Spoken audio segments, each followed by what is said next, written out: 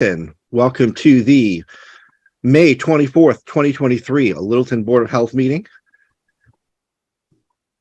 We have a quorum. We have Jim Gareffi, our health agent here.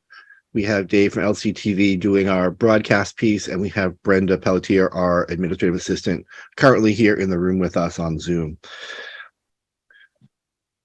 All right, our first public hearing. I'm going to promote Nicole Savetta from Elder and Human Services here in Littleton, and we'll be talking about the Coalition Against Addiction and Opiate Settlement Fund project.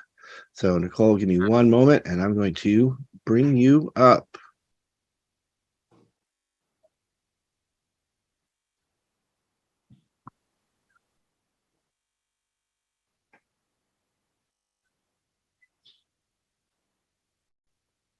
Hello.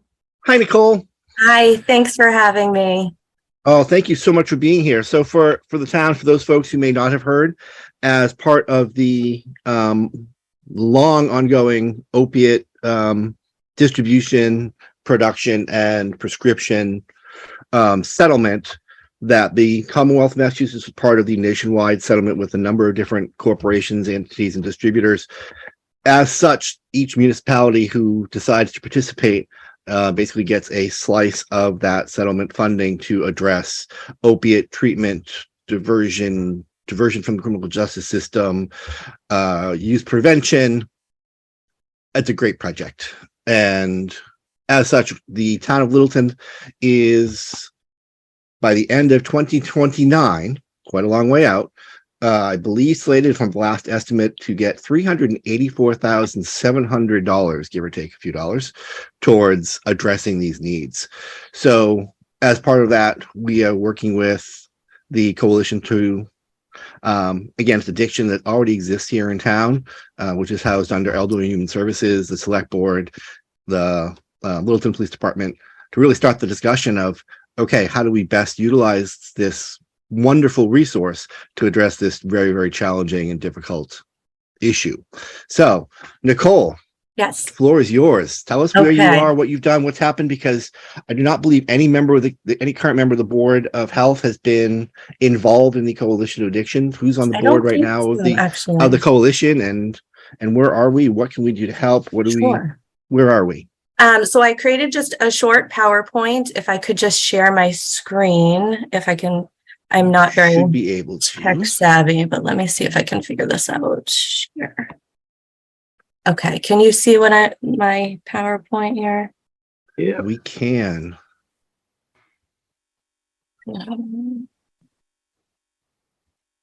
Okay, here we go. Oops. Okay, so I'm just going to go through this quickly and then we can discuss or whatever. So I'm Nicole. I'm the Assistant Director at Littleton Elder and Human Services.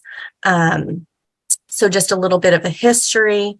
Dan, you did a great job going through all of the finances and the numbers a couple meetings ago to explain the money that we are going to be getting. So there is going to be a combined over $900 million coming to Massachusetts to work for prevention, harm reduction, treatment, and recovery support due to the opioid epidemic. These funds are outlined by the Attorney General to go towards prevention, education, harm reduction, treatment, and recovery.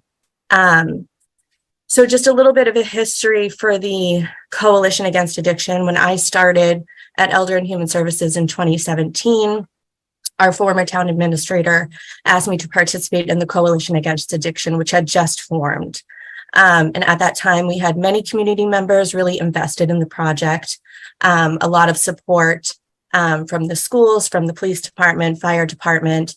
In particular, I just wanted to highlight two of our volunteers from the town. We had Alexa Paravoulodis and Donna Kivlin, who Alexa participated in the pilot program of Project Alert, which is the substance abuse program through the schools. She worked on that with our current school resource officer. And Donna Kivlin provided so much community education along with Alexa, Narcan trainings, speaking engagements, they really kind of elevated the coalition to where it is today. I have a few statistics from Littleton. So the William James interface, which we use at Elder and Human Services, reported that between June 2022, hold on, let me just move this over, and November, we had 2 substance use referrals made through their database. Care Solace, which is a new program that the schools are using, received 1 substance use referral through their database from January to present. The COIN program received 17 substance use referrals for last year, and this year to date, they received 19. And while the stats for Interface and Care Solace appear low, the COIN referrals are quite substantial. And I think it's important to note that many referrals are made directly through a person's primary care physician, through counseling services, or word of mouth. So in including these statistics, I don't want people to see these low numbers and attribute that to low incidence of substance use, because we know that's not the case. Current programs in Littleton. So we have the Coalition Against Addiction, which is under the umbrella of Elder and Human Services. We provide resources, support, education to the community. Littleton Public Schools teaches Project Alert in 7th grade, which is taught by the health teacher and the school resource officer. Substance use is also addressed in the health and wellness curriculum in the high school. So Project Alert is a great program that offers instruction from the health teacher and the school resource officer. My personal concern with this is that it's only offered once in 7th grade. I think that the data shows not only that this should be offered prior to 7th grade, but also on an ongoing basis as the curriculum allows. According to the Substance Abuse and Mental Health Administration, approximately 10% of 12-year-olds say that they have tried alcohol. By the time they turn 15, that number jumps to 50%. So providing this kind of education before age 12 will give people the foundation for when they're faced with the choice. In addition, continuing this education after age 12, when alcohol and drug use increases, allows for harm reduction skills and safety information to be given in a thoughtful, non-judgmental way.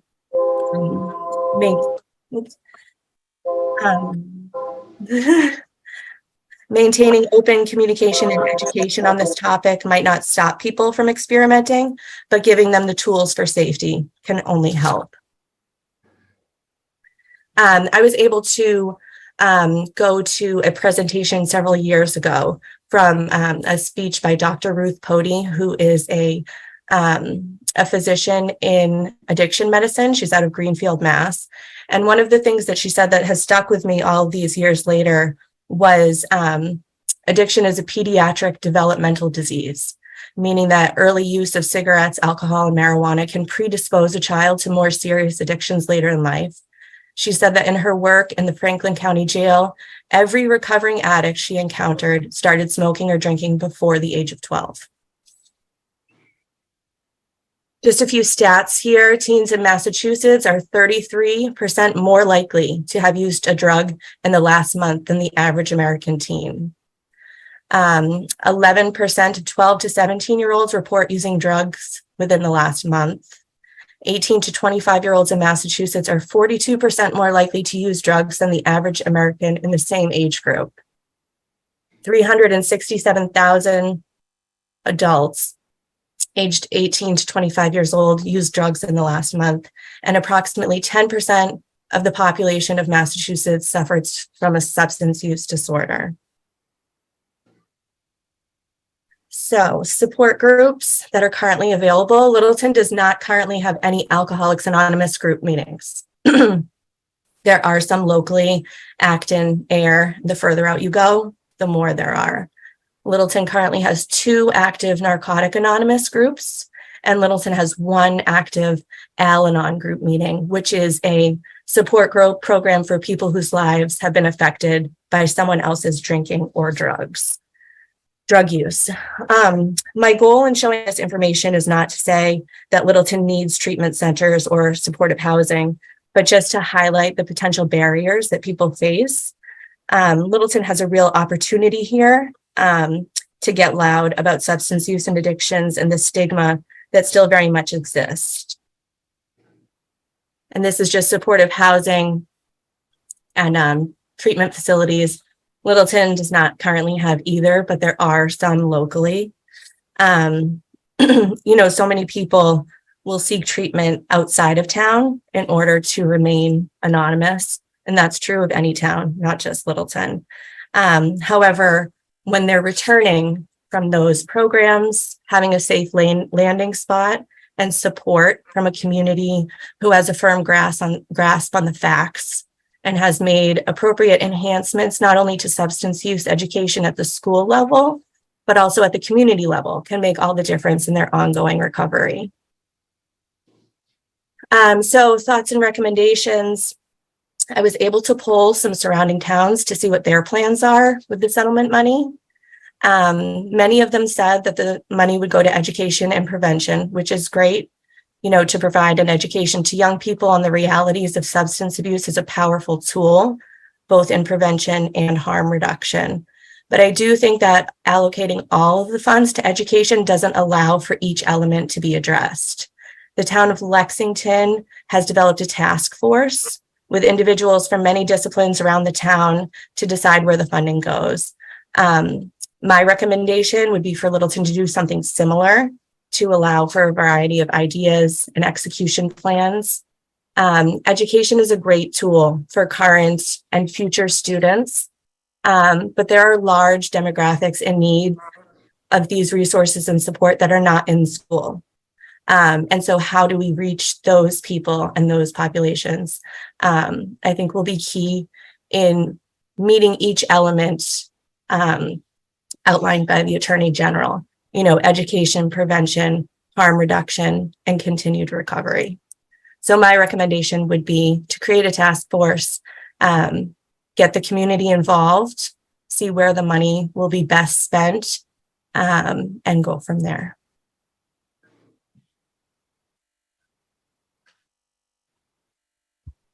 All right. Thank you, Nicole. That was awesome. Are you available for questions and discussion Sure. from the board for a few minutes? Awesome. All right. Let's start alphabetically. Kevin Baker. Hi, good evening. Thanks, Nicole. That was a great presentation. Thank you. As far as the task force goes, how have the other towns sort of set that up? Do you know? So I'm still working with the town of Lexington as the one that I've been in the most contact with. So they've had people from the school department, their board of health, and I think that they've asked the community to get involved and have a certain number of community members in there, people who have been affected in one way or another, to see what their thoughts are, where the barriers are, what's missing in their town. But I can certainly get more information from them as to how they exactly, you know, set it up. Yeah, I think that's a great idea. That's a great recommendation. And you know, let us know how we can support you. Happy to be a part of that. Sure. If you need. That's all I had. Thank you, Kevin. Kevin Davis. Hi, Nicole. Thank you so much. That was a great presentation. Thank you. One question. Do we have any idea what the surrounding towns are doing as well? And also farther towns farther west, like Leominster, Lunenburg, you know, Fitchburg, those larger towns, what's going on farther west? So I did reach out to my list of contacts, which includes those towns. I didn't hear back from everyone. So I don't know for sure what every town is doing. I do know that quite a few towns surrounding us are allocating the money to education. There are some towns near us, I think Concord is one of them, Acton. They have like a town social worker. They have sort of their own children and family services department that a lot of the money is going there. You know, prevention is great, like I mentioned. But I do think that in putting all of the money towards education, I think that there's a piece missing there that we could really kind of work on and try to figure out how do we reach those people. As far as going out further west, Leominster, Fitchburg, a lot of those places, because they're bigger cities, they have more resources as far as treatment centers, outpatient clinics, AA groups, certainly. And so, a lot of these towns also have their own coalition. In Leominster, they have the More program, which is really active in recovery. Out towards Gardner, they have Alyssa's Place, which is like a great sort of drop-in center. So those towns have more resources, more people in need. Obviously, yeah. Have we thought about partnering to establish some sort of position in town with the other towns, kind of like pooling our resources a little bit, maybe to fund a position to help out, like get some of the assistance that we need? Have we also reached out to Rotary or one of the other Elks or VFW organization to host a meeting that people can go to? That's a great idea. And no, we have not. That's a great idea, though. All right. Thank you. That's all I got. Awesome. Thanks. Yeah. Thanks, Kevin. Gino Fratelloni. I appreciate that presentation. I'm from Rotary. I guess we can do that. We can ask. You can come in Rotary, and then you tell us a story. Okay. Thank you, Gino. The question is, Rotary has been trying to do this for over 10 years, and I have some. I'm gonna bring it to your office. So maybe the parents should be able to come to school, or they should come to a presentation that you will give. And the opiates, that is a very dangerous. Yes.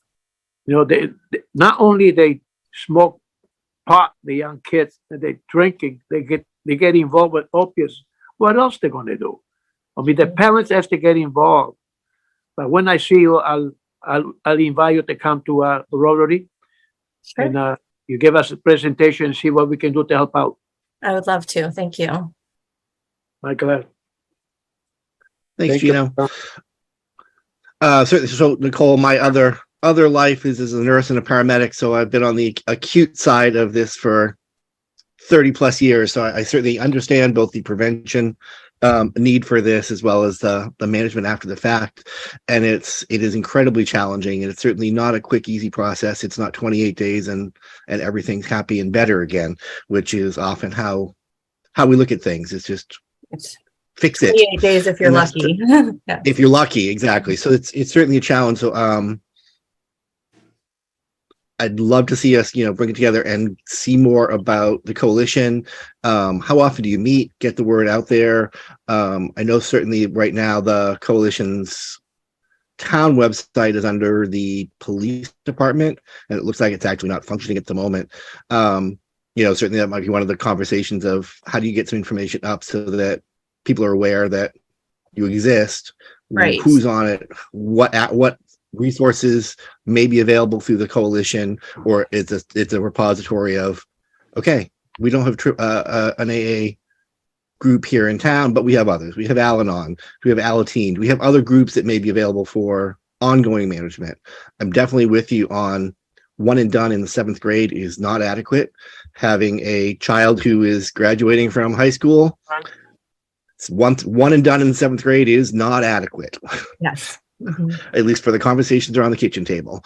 So definitely with you on that. Certainly from, again, past lives, that the elderly population, that's the rate of polysubstance abuse or misuse across the elderly population is actually often higher than the adolescent population. And it's often forgotten about because, well, of course, they are less likely to be using illicit substances. It's usually prescriptions, but it is incredibly common, and it's not necessarily recognized either by healthcare providers or family. Mhm. Take your meds. You're old. You had a big pile of meds. Take your meds. Oh, they're a little bit confused. And rather than seeing signs that if it was my 17-year-old walking, stumbling, slurring, No, that's, they're old now. That's just how it is. And we're Mhm. often missed it until it's, an acute situation, and that's unfortunate. Right. So, really looking at recognition as well. So it sounds like you are the chair or lead or point person for the coalition right now, or is there anyone else? Well, so currently there's no one else. When the coalition first started, we had community members really invested, really excited about it. And as I mentioned, we had Alexa and Donna who have really changed the whole scope of the coalition. And they did a ton of volunteer work. And now, of course, they have full-time jobs and lives. And, right now the coalition is just us. And, if I could use this time to reach out to the community and just say, if anyone is interested in helping, getting involved, I would love to see community involvement to kind of take this to another level where people can really kind of know who we are and know that we're here. I think that especially with the senior population, there's more of a stigma there. With the younger generations, more and more people unfortunately know someone who has struggled or is struggling. And so the stigma is, lessening a bit to that generation, but the older generation, it's more difficult, like you said, and all of those other barriers that you mentioned. But yes, the coalition, I have huge plans and aspirations for it. But I would love some help from the community to really get involved. That would be great. Okay, well, I can certainly speak for myself, but I think I speak for the board that we are all on board. We certainly see this as a long-standing public health crisis, even if it's doesn't hit home here in perfect little Littleton as much as it does other places. We all know that's not necessarily the case. So we, as a board, as a representative, we would love to have a seat at the table if that's a possibility. And Absolutely. we are all on board at trying to make this as public as possible, get as many people involved, and having the community's voice heard of how best to support the residents who need support and help educate everyone who needs education around the challenge. Because if you don't know somebody now, you will, whether it's tomorrow, whether it's next week, whether it's 5 years from now, or it's you will. Right. So Thank you. if you don't mind, let us know what we can do, how we can best support the effort, when you're planning on meeting, so that we can hopefully have someone represent the Board of Health and how we can support the cause. That'd be great. Thanks. And I certainly as appreciate far your as support. working with, you certainly know the leadership in town hall and ways of doing community outreach, whether it's mailers or website, those kind of pieces as well. So certainly we're happy to tack on. It's going. The Board of Health fully supports any kind of outreach we need to do to help get things up and running and make the best use of this miraculous resource we've suddenly been handed. So Thank you so much. thank you for all your work. All right. Anybody have any Yeah. last questions for Nicole before we let her enjoy her evening? Nicole, Yes. let me know when you're available to come to Rotary and be a speaker. Okay, Gino, I'll call you. Thank you, Annie. Thank you. Okay. Thank Thank you you. for what you're doing. Thank you. Oh, thank you. Thank you all for having me. Thank you, ma'am.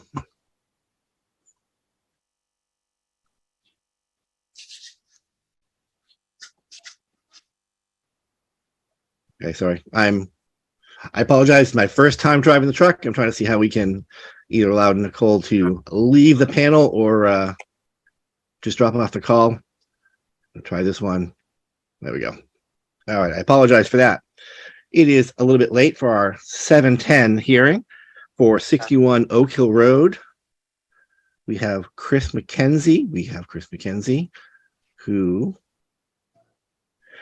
is here to talk about a local upgrade approval and local regulation variance question for 61 Oak Hill Road.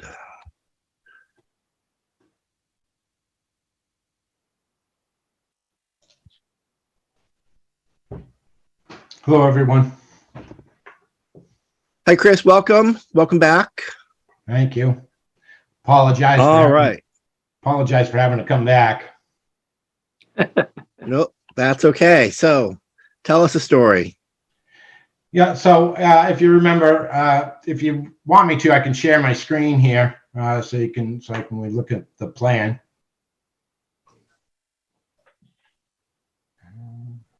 That would be great if you can. not coming up yet. Do you have to enable me to share somehow?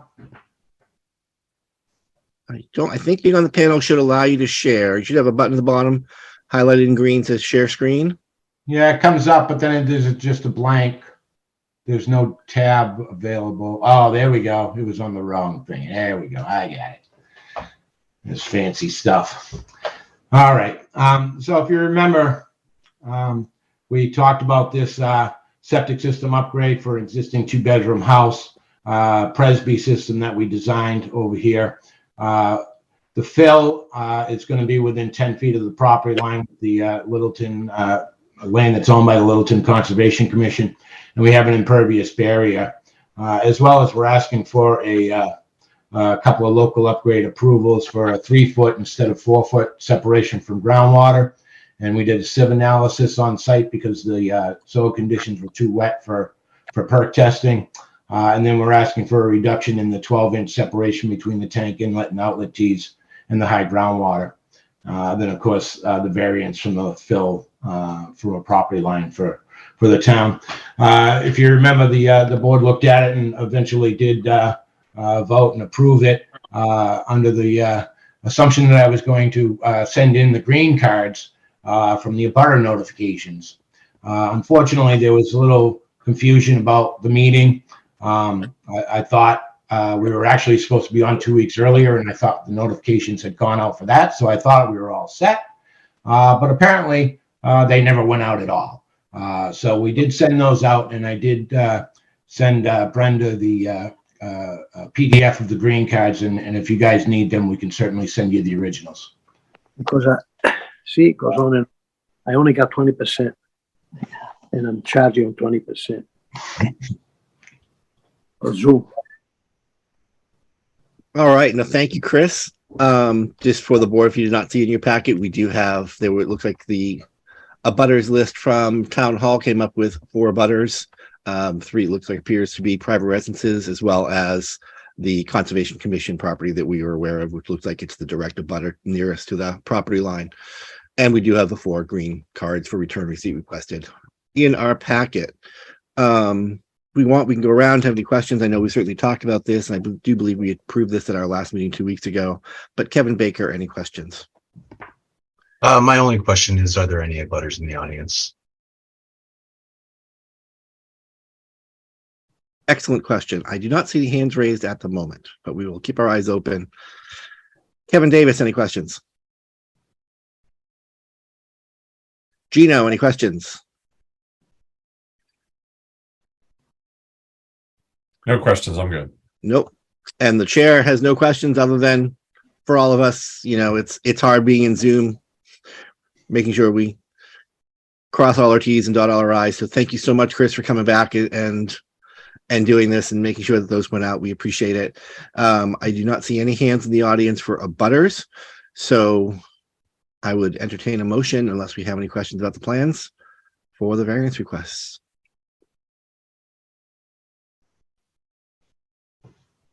I make a motion that we accept the Title V local upgrade approvals, which include a reduction of the 4-foot separation from the seasonal high to 3-foot, that we accept a sieve analysis for instead of a percolation test, that we have a reduction of the 12-inch minimum separation between the inlet tee and the tank and the high groundwater, and that we have fill within 10 feet of the property line.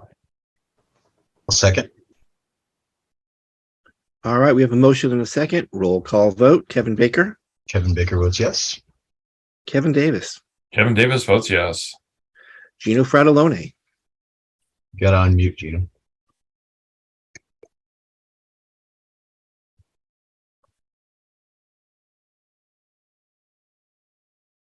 Gino, do you have a vote for 61 Oak Hill Road?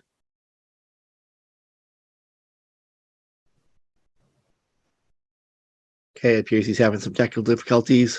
The chair votes yes. That is a vote of 3. That's quorum. That is an affirmative motion. So you are all set. Okay, thank you very The much. motion has passed. Thank you very much, Chris, for coming back. We appreciate it. Yep. Have a good night. And I did a quick check on the green cards and they all were delivered, so it's all good. All right, I would say that Brenda is at her computer again because she just moved. Either that or Dave. Thank you either way. Either one of you just took care of that for me. Thank you for assisting with moving our panelists. All right, we are now up to our 7:20 hearing for 300 Harwood Ave, Mary Lee Donovan, with a Title V variance request to allow a swimming pool to be less than 20 feet from the septic system. Mr. Chairman, So, yes. I'm going to be speaking on Ms. Donovan's behalf, although I would, at any point, if I misspeak, I'd have her step in and speak, and it'll become obvious why I'm speaking about it as I describe it. All right, as long as that is okay with Miss Donovan, I am happy to have you tell me a story, Mr. Griffey. Okay. Okay. Can I share my screen? You should be able to. And can you see that? We can. Okay. So just for background, a building permit application came in for this lot back in July of last year. And it was for the installation of a pool in the location that where it says proposed pool, kind of dark ink.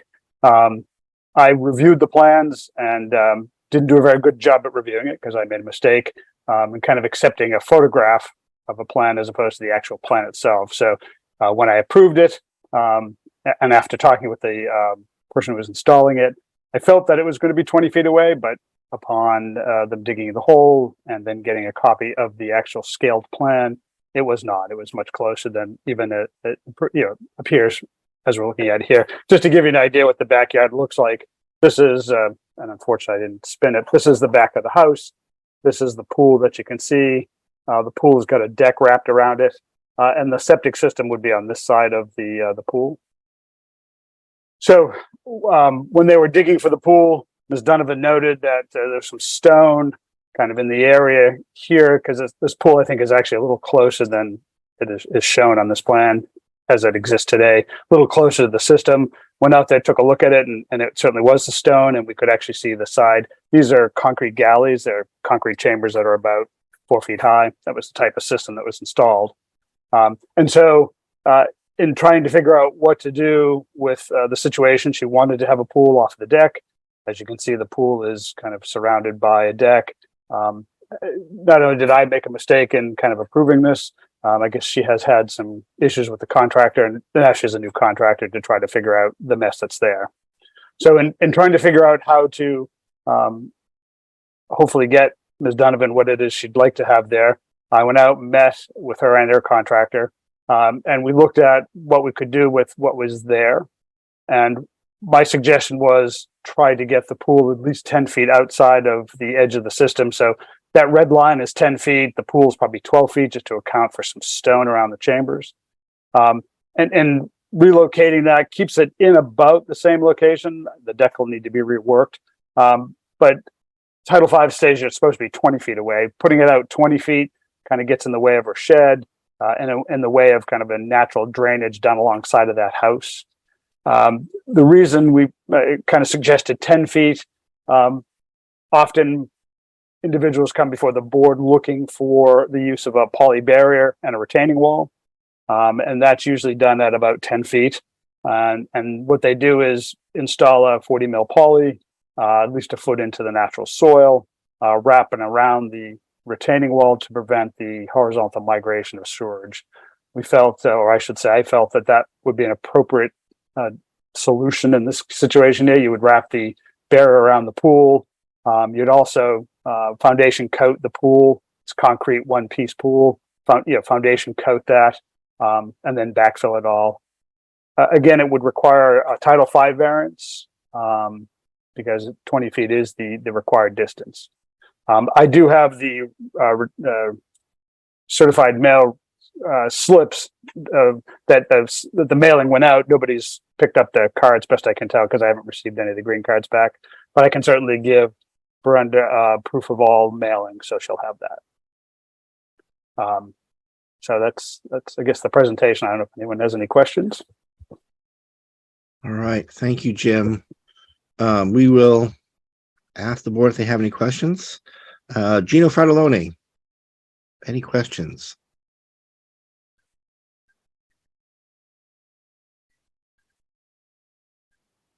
So if you can hear us, Gino, we can't hear you. You appear to still be on mute. All right, we'll come back to Gino. Kevin Davis. From the picture that I see here, that's got the deck kind of wrapped around it. I don't see the poly there, or is that the pink stuff that's there? The pool will need to actually be moved, Kevin. So this is the pool as it exists today. So Oh, okay. So there's work to be done yet. Got it. right, All right. So the proposal before the board is to Thank you. spin the pool 90 degrees, and then coat it and then wrap it with the barrier. Got it. Got it. Now I understand. All right. So this is the as is picture, not the final what needs to happen picture. What's represented in green is what they would like to do. Got it. All right. Now I understand. I have no further questions. All right, thank you, Kevin. Kevin Baker, any questions? No questions. Jim had gone over this with me way back when I was chair, and talked a little bit about it. Just doing the best they can. All right, Gino, questions? Okay, question. There we go. No, it seemed like it's right on, everything done right. All right, and from the chair, certainly we, on behalf of the board, we're sorry for the confusion. It sounds like we were one more step in a challenging install, and we certainly on behalf of the board, we're sorry for that additional challenge. But it sounds like it's being worked out. Is obviously this is not meet Title V, but we are going above and beyond what would normally be involved in the install to at least minimize the impact, which is, you know, the intent. It's, you know, how close can we get? And at this point, you know, it's the hole's been dug, the money's been spent, that we, you know, it's unfair in this situation to fault you for that, as long as we can make sure that we minimize any other impact, both for the community, for public health, and obviously for your home, because that's, you know, at the end of the day, the first priority for you. So I appreciate your understanding. I'm glad this is, at least in the contractor side, moving forward. It sounds like with the new contractor. I don't have any questions other than thank you for understanding, and happens to everybody now and then. I would entertain a motion for the variance request. Make a motion to give the variance as requested. A second. All right, roll call vote. Kevin Baker, Kevin Baker votes yes. Kevin Davis, Kevin Davis votes yes. Gino Fratellone, You know, for everyone say yes. and Dan Kane says yes. Unanimous decision. Variance has been granted. Thank you, Ms. Donovan. Good luck with your pool. Well, and thank you also for, meeting me halfway and being very accommodating.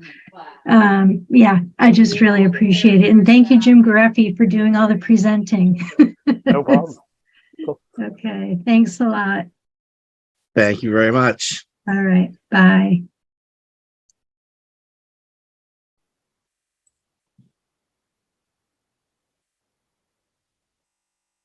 All right, we are at our 7:30 hearing for 18 Ivy Road. Should have Daniel Wolf of David E. Ross Associates presenting for the approval of a tight tank at 18 Ivy. So, promote. Oh, beat me to it.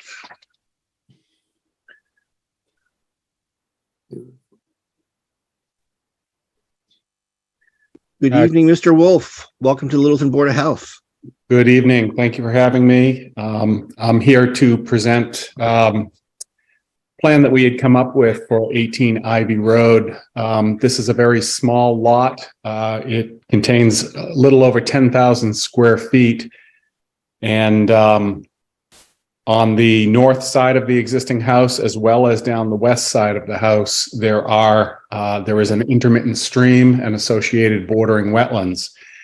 So the lot is very compromised in that sense, and really did not leave much, if any, room to work with for any future septic system other than a holding tank.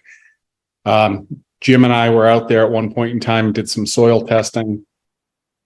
And certainly there is good material to work with, but the groundwater table is extremely high. We found groundwater at about 16 inches here at this location. And it's just not conducive to a standard conventional system. It would be a monstrous mound that would probably take up most of the lot, if not some of the neighbors' property. So the option just seems to be best to propose a holding tank, and the homeowner was happy with that outcome. So we just wanted to introduce that to you. There are no variances that we're asking for. We're just presenting the fact that we would like your approval on a tight tank. Okay. I know we have the plans in our packet. Were you able to share? Did you need me to share this one for you? If you could share, that would be great. I have a computer that I have still yet to master how to share. I've had people try to show me. I think it's a setting or something. There it is. So again, the lot itself, Ivy Road is on the kind of the right side of the plan there. And on the north side, you can see a wetland line, as well as down the west or left side of the plan there. To try to get us at least 50 feet from that wetland line only leaves an area out by the entrance driveway, which is on the right corner, right in there, yes. And with groundwater at 16 inches, nothing would fit in there, and it would be a very environmentally sensitive situation that I don't think the Conservation Commission would accept. So that's how we ended up in this situation here. The tight tank, as you can see, is being placed right there where the cursor is, in the center part of what little land they have there.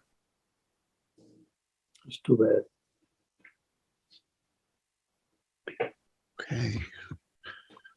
We'll go around. We'll go reverse alphabetical. We'll do Gino Fredolini. Any questions, comments about this? How much does the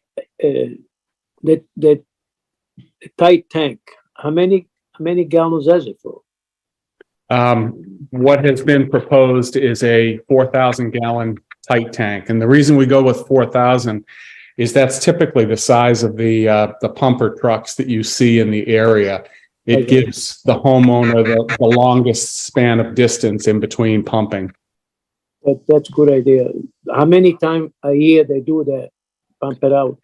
Well, as you can imagine, it really depends on the type of use. If you've got a family of 5 in there, you're going to fill that tank fairly quickly.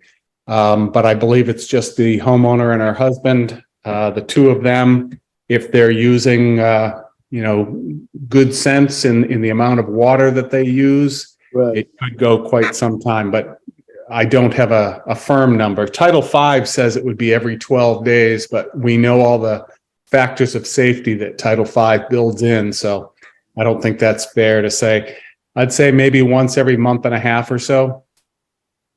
It's too bad, because it's a nice area, but the question is, like you say, it's a lot of wetland. I can't believe it. Right. It's a lot that certainly would not be built on under today's standards. No, you're right. You're right. And the homeowner is actually very relieved that that this is their only option. They're fine with it because they were fearing for many years that they would have to put in some monstrosity of a system, and want that. Can't. Yeah, you can't. Well, we wish him a lot of luck, and God bless. Thank you for what you're doing. Thank you, Gino. Appreciate it. All right. Thanks, Gino. Kevin Davis, any comments or questions? No comments or question. The only comment is, oh my goodness, so sorry. Glad that we have a solution for the homeowner. And I guess I do have it's an alarm system, so it does have an alarm. Is there, if it gets filled, does it shut down, or what type? What happens, Kevin, is Title V requires that there be an alarm that goes off when the tank is 3/5 of the way full. And the reason for that is when it hits that point, it gives the homeowner a chance. Number one, they can silence the audio part. but the red light within the house still stays on until it is pumped out, and it gives them a number of days to arrange for that to happen. Okay, That's too bad. all good. Kevin That's all- Baker, any questions or comments? I think it's a great solution for the lot. Minimal impact. What is, I see in the fine print, the tight tank operation and maintenance agreement. I'm assuming that all gets attached to the deed. And it's going to be right up there, noticeable that this property has a tight tank. And it needs to be serviced. Jim, I'm glad Jim's here. In terms of deed notification, is that standard for any holding tank? So the approval of the tight tank by the board, a letter is issued, and that letter gets recorded on the deed for the property so that, going forward, they know they have a tight tank and they need to maintain it. Thank you. Thank you, Kevin. And I apologize. I probably should have started with Jim on this one. I apologize that I skipped over. It was not intentional. I apologize. First day driving the truck. I'm doing my best. I was gonna say that was gonna be my question as well. Obviously this is a system that needs maintenance for the life of the system, as opposed to, as a homeowner, you could ignore a well-constructed, gravity-fed septic system for quite a while before you have a significant issue. This one, obviously, we're talking, potentially weeks to months, as opposed to a happy, healthy home system, a traditional system. You can go years and years with no maintenance and before you actually start having an issue. So, yes, this is going to be is it required? We'll have the deed notification, but is a maintenance plan required for this, or is it just, obviously they need to have it because it won't function otherwise, but I'm just not sure from a procedural standpoint, do they need to have a plan on file? Go ahead, Jim. I was going to say, so we generally, you can see on the plan, kind of an outline of what an operation and maintenance plan would look like. What we generally look for is them to contract with a pumping contractor so that we know who's going to be pumping it, and they can let us know that they can meet those requirements. The operation maintenance is pretty minimal, making sure it's pumped, making sure they're available to pump it within 24-hour notice.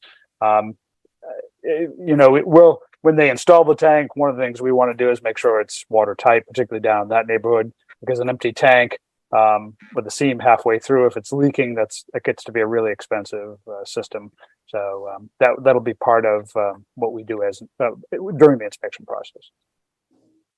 All right, great. So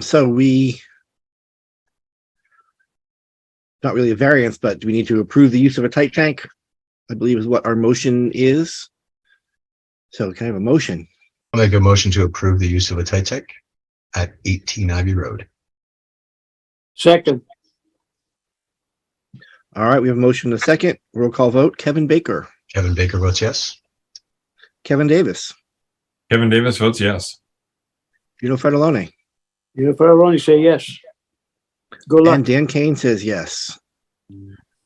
Good luck finding good job finding a solution for a very, very challenging little lot. And we wish the homeowners luck with their new system.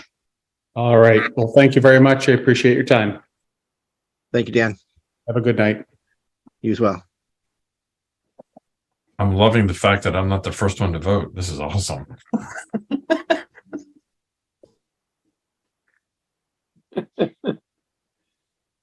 All right, we are now at our 7:40 public hearing for 29 Lakeshore Drive. We should have Bill Waite from Waite Custom Builders to review the conditions on a previous septic permit.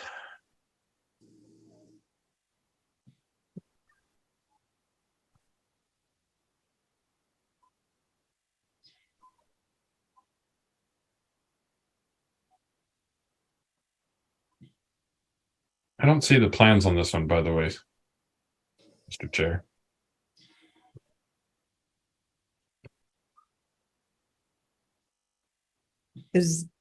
I'm Michelle McDevitt. I'm the owners. Did Bill get in all right?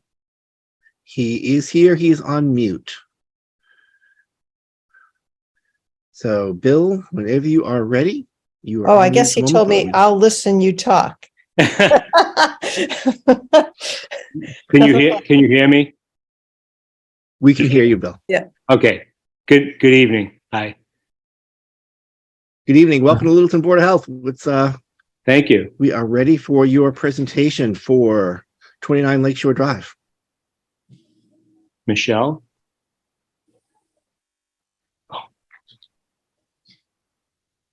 Michelle is on mute.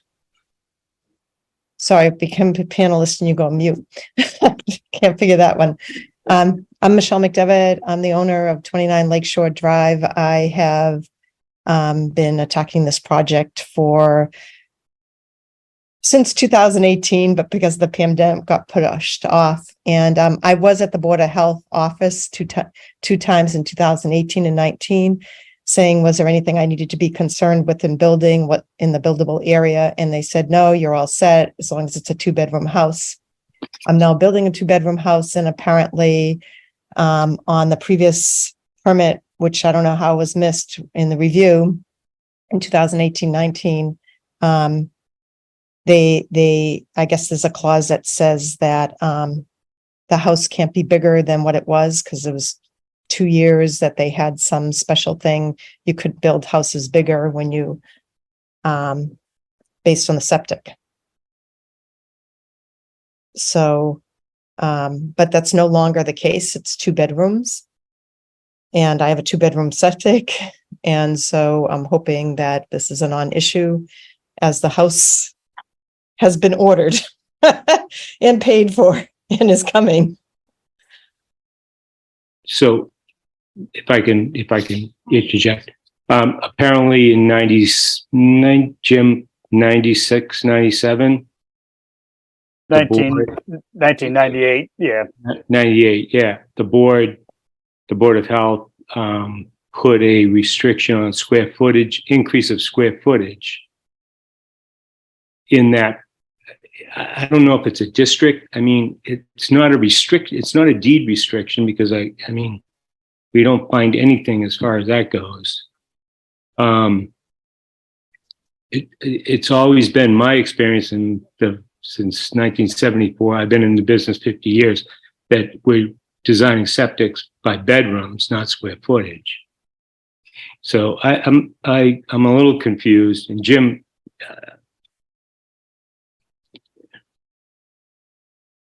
is there any written, written restriction? We're looking for a waiver, I guess, basically is what we're looking for. So, Mr. Chair, if I could try to maybe explain where we're at. That would be great, Jim. Thank you. So Thank you. about when I came to Littleton, I think it was 2007, the board had different regulations, septic regulations, and those regulations had things like, very strict number of rooms relative to number of bedrooms. And they also had a regulation that talked about, rooms that had more than 300 square feet were considered 2 rooms. So the only thing I can think of was in an era of time when a small house on the lake on a small lot that needed variances, when the board granted variances, there may have been the notation put on the permits at the time that, no increase in square footage. Now, these days, we don't have those regs on the books. And generally, if we're looking at house plans, as long as it's a 2-bedroom house and the plans are presenting continue to be a 2-bedroom house, we haven't had an issue approving those kinds of things. So all I can think of is it's kind of an artifact from a different set of regulatory, a different regulatory process back then. So, and the variance that was granted at the time was actually from a local regulation. I guess you used to have a 5-foot offset. Actually, no, that's Title V because it's 2-minute soil. So it was a local upgrade approval even at that time. So, so when instead of a 5-foot groundwater offset in fast soils, 2-minute inch soils, the system got installed with a 4-foot offset, which is something that's allowed even today.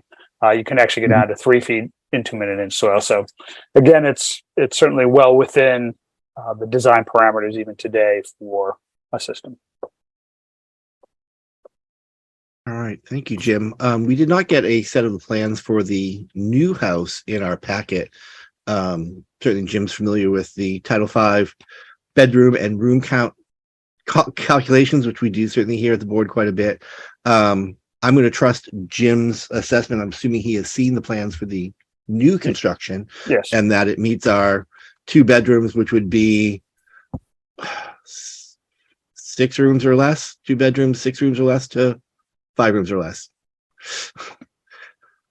Usually a combination of either what the assessors has from the previous house and usually no more than 5 on a 2-bedroom, unless they come talk to you. Right. And then so the new house is 5 rooms total, 2 bedrooms. I'll take a look and make sure, but that was my recollection when I last looked at it. All right. And for Michelle and Bill, does that sound right? You guys are probably much more familiar with the plans of the house than we are. Yeah, yeah. Yes. I believe that's right. Yes, yes. All right. So yes, it sounds from Jim's side that yes, this is just a quirk of the process of building a house and having rules from 30 plus years ago.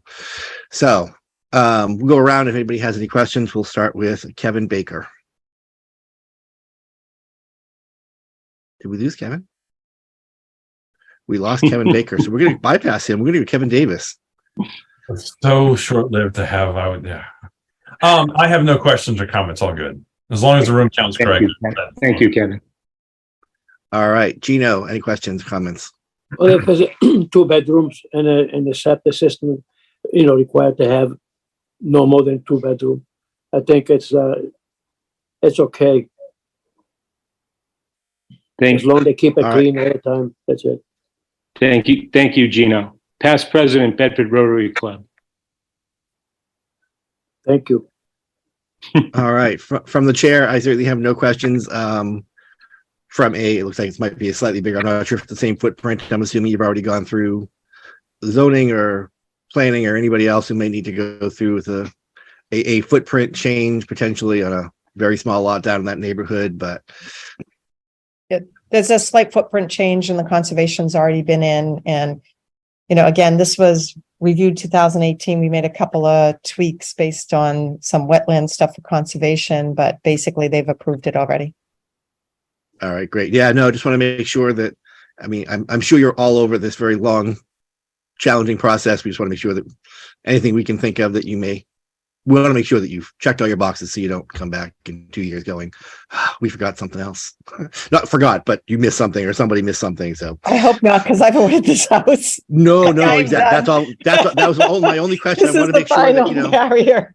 I was going to say, this is, we're looking at septic, but we don't look at all the other things usually. So just want to make sure that, yep, you have your final little check off. So the chair has no questions. We're sorry for the confusion in the past because it's what happens. Regulations change over time, but you are meeting the expectation. So so it sounds like a quick conversation with the board and with Jim, there really is it really a variance even here?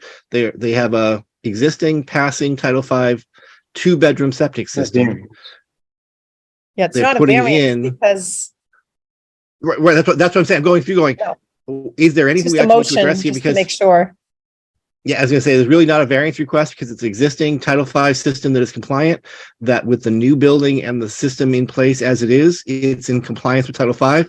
They're really, just want to make sure that there's no variance request because there's nothing to vary. It sounds like, and double check with Jim, it's fully in Very- compliance. Very good It- discussion. It's in compliance with the 2-bedroom as it exists. And so I guess my thought would be is whether it's a vote just to accept the fact that regulations have changed and, it's in compliance, so the board doesn't have an issue. I guess I don't want anyone to have a problem in the future saying, hey, wait a minute, it was expanded and the permit said you couldn't. At least it'll be in the minutes that you've looked at and discussed it. Yep. No, absolutely. The chair will entertain a motion to, Except Jim that I described. fall in with the current guidelines of 2 bedrooms. Okay, I make a motion to accept that the situation as long as the 2-bedroom stays.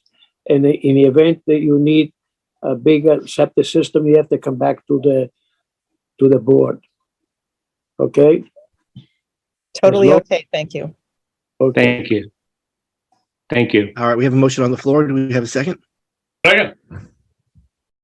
All right, roll call vote. I do not see Kevin Baker return, so let's start with Kevin Davis. Kevin Davis, yes. Gino Fratelloni. Yes, Gino Perlo, yes. And Dan Kane's yes. It is unanimous. Good luck with your new house. Yeah. Thank you. Thank Enjoy you. what you can. Thank you, Jim, Bill. Thank you. Point of order, Chair. Yes, I forgot to ask for butters. There you go. I know we've already made the motion and technically it is in compliance, so, but I don't see any hands up. I apologize to our audience. Was there any butters who had a comment or question? I apologize for that. And please, we're a team here, so flag me if I miss it. Yeah, that's why I said it. Thank you, Mr. Davis. You're welcome. All right, I see no hands up in the audience. I do apologize for that one. All right, we are now to our 7:50 hearing for 37 Dogwood Road for a housing order extension request. We should have Cheryl Gould, the Gould Law Offices. I do not see Cheryl here. Alexis, is that Alexis Gould from the office? If it is, raise your hand.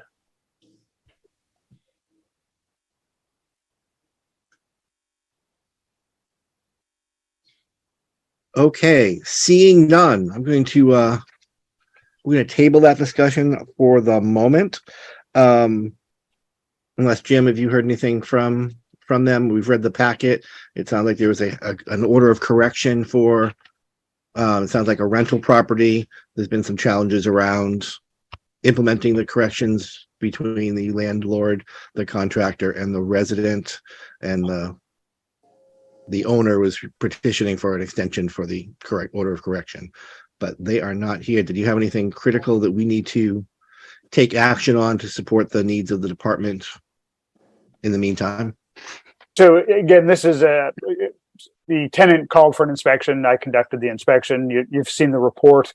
The housing code allows boards of health to grant extensions to property owners if they need, typically for construction related issues. My name is Claire Schwartz. I'm supposed to be interning with the.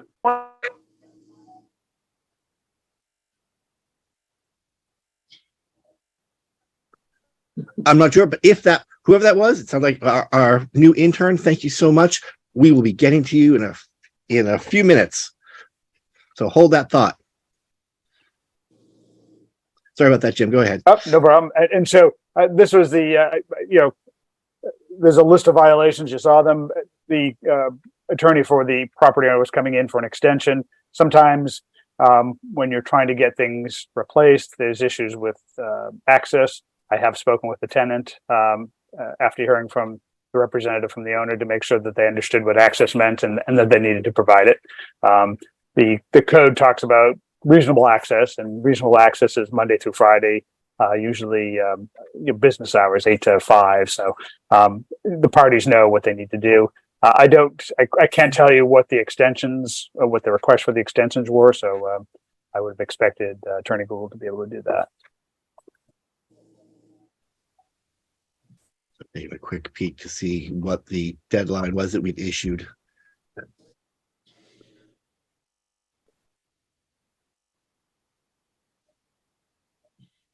You wouldn't happen to know the deadline. I don't see it in there. Sure. So the report went out on the 4th of May. They picked it up on the 10th. Generally speaking, they have 30 days for the repairs. So you've already spoken to the resident. It Yes. sounds like they understand the expectations. It sounds like they will be able to provide access so that they can move forward to the best of your ability to predict. Well, and there's other issues, I think, with who can get in and who should, So I explained to her that you need to give the owner access to the unit, whether that's by way of contractor or by way of the owner themselves. The housing code, if there are things that need to be done by tradespeople, they need to be done by tradespeople with permits. Okay, so moving forward, with the board's pleasure, do we want to continue this hearing until our next regularly scheduled hearing with the hope/expectation that the owner and resident will be able to work out their access issues, and this will be resolved before we meet again, and if not, hold the hearing for the extension. I mean, at this point, they are not in, theoretically, if it was the 10th, it's been past 30 days, they are not in compliance. I don't think it certainly wouldn't be my pleasure to begin enforcement action against them. It sounds like they've been making good faith effort to meet the order, which is what we would ask for them anyway. So are we comfortable continuing the hearing with the expectation that work will be progressing over the next 2 weeks? We can do that, yeah. Okay. Yeah. All right. I'll take I would- Jim, if you're good with that, I'll take a motion from the board to continue the hearing for 2 weeks. Or I'll until our make a next regularly motion. scheduled meeting. I make a motion to continue for next week. Do I have a second? Second. I was gonna say it has to be you, Kevin. All right, roll call vote. Kevin Davis, Kevin Davis, yes. Gino Fratelloni, Gino Ferroni, yes. and the chair votes yes to continue the hearing. Thank you so much. Thank you, Jim. Point of order. And yeah, if you yes. This isn't on the agenda, but maybe we can add it to the next agenda. Is there was a property that we were having some problems with the tenants, and a pump and sewage coming out and all that kind of good stuff. I would maybe like to have an update on that because I don't think we had a resolution on that yet. I can do that now if you like. It's not on the agenda, and we can bring Okay. it up as other business maybe, but it was just Okay. something that I was just jiggered the memory cells that there was something else going on. So if we want to do it as an administrative thing, great, but otherwise I think we might want to put it on as an agenda item. Because I don't recall a All right. closure on that. All right. I have made a note, so when we get down to administrative matters, hopefully we can resolve it then. If not, we will put it on as a hearing. Thank you, Mr. Chairman. All right. Thank you, Kevin. We are at 8:00 and a few extra minutes for public hearing to continue our discussion of the DEP model regulations for private well uses in Littleton. For those who know, we've been looking at this for a while. DEP updated their 1989 private well regulations in February, I believe, of this year.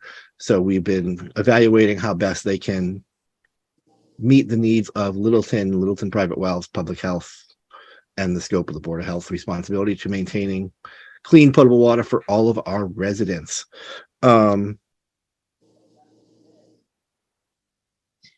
I've talked to directly with two folks. I believe a few other members of the board have talked to a few folks as well with concerns about the model regulations as proposed by DEP.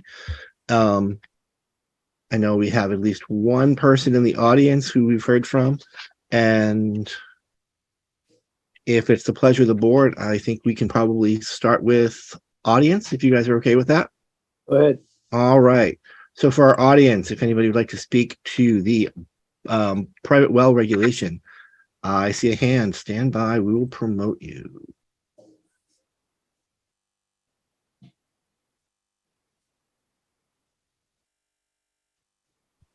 All right. We're going to start. We'll do alphabetically. We'll start with Rebecca Craven.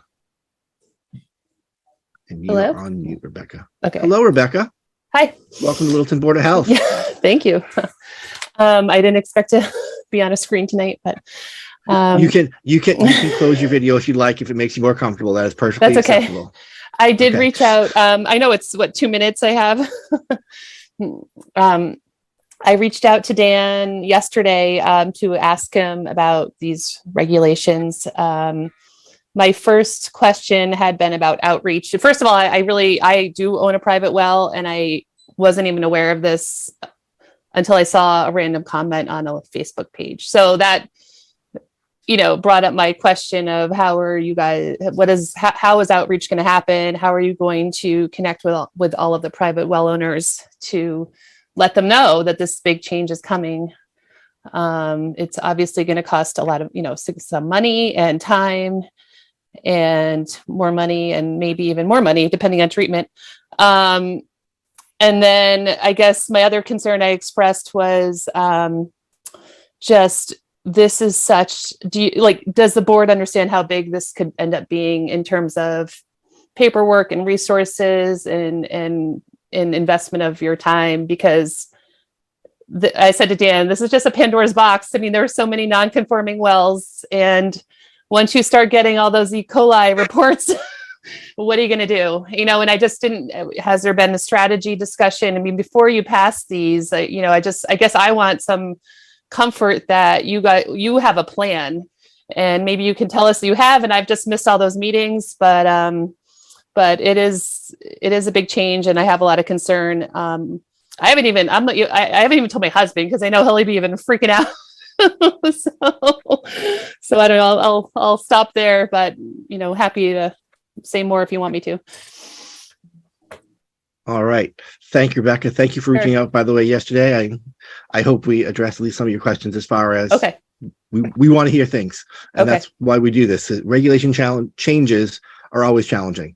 I think same with Chase. Chase and I went, discussed briefly via email today as I was waiting in carpools. I believe he talked to Kevin as well. So we understand regulations are challenging, and that's why this wasn't we got the model regulation from DEP. Oh, well then that's easy. Cross out Massachusetts right in Littleton at the top and go yay. That's why this has been on the agenda for a while, really trying to look at all of it. It is certainly a challenge.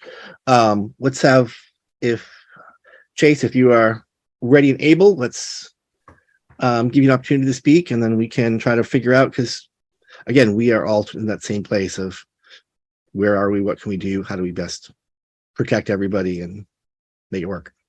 Yeah, thank you, Dan. Chase Gerbig, 1 Oak Ridge Road. Obviously, well, maybe not obviously to everyone, but to Dan and Gino and Kevin, I sent you a very long email. Clearly, at least 2 of you read to the bottom because you called me, and that in itself is maybe a bit of a feat. And so it's not my intention to sort of go through all of that in general, but rather to hit on this in generalities. I think what I was trying to articulate is I've got a couple of concerns here that actually are where the board is looking at deviating from the model regs, or at least clarifying the model regs. One is with respect to requiring private well owners to connect to municipal water if that is available. That's not obvious to me that that's a great idea, and there's a lot of downsides to that in terms of water supply, in terms of, frankly, water quality, depending on your well and the quality that you have in your well, and cost, to the extent that there are big costs to extend municipal water, but a point of use system can achieve the same thing for a lot less money. I think the board needs to consider those factors before simply just issuing a blanket dictum that if you have access to municipal water, you must. And the example I use is that, my well right now, as far as I know, I actually have a PFAS sample outstanding, but has non-detectable concentrations of a lot of everything that I would be concerned about in it. Municipal water actually doesn't. I would prefer my own well in that scenario. So it would be a real problem in my mind for the board to require me to pick up municipal water when I would argue that what I get out of my well is both better quality and also doesn't stress the town's water supplies in the same way, because it's geographically separate. The other big issue I had was there was some confusion in the May 10th meeting regarding whether or not the model regs require current private well owners who are not renting their property to go through an annual testing. And my understanding of the appetite of the board based on what I saw at the May 10th meeting was that the board was contemplating clarifying that to require that all private well owners test their water. And at least in the context of the model reg, I don't, like I said in my email, I don't think that gets you what you think it gets you. And and the costs of that are crazy high. In the sense that the model reg only applies to someone who's renting out their house, that makes perfect sense to me, right? An owner has an obligation to provide whoever they're renting clean water, but to the extent that you're considering annual sampling for bacteria, for E. coli, and essentially for nitrate and nitrite, tell me what you're trying to accomplish there, because I don't see it. And to the extent that the board is considering using that as a surveillance program for contaminants in groundwater, I think you got to think harder about the cost benefit of that. I mean, I gave you some rough numbers between compliance costs and administrative costs. I actually overstated those a little bit. It's probably more like $400,000 a year in my back of the number math.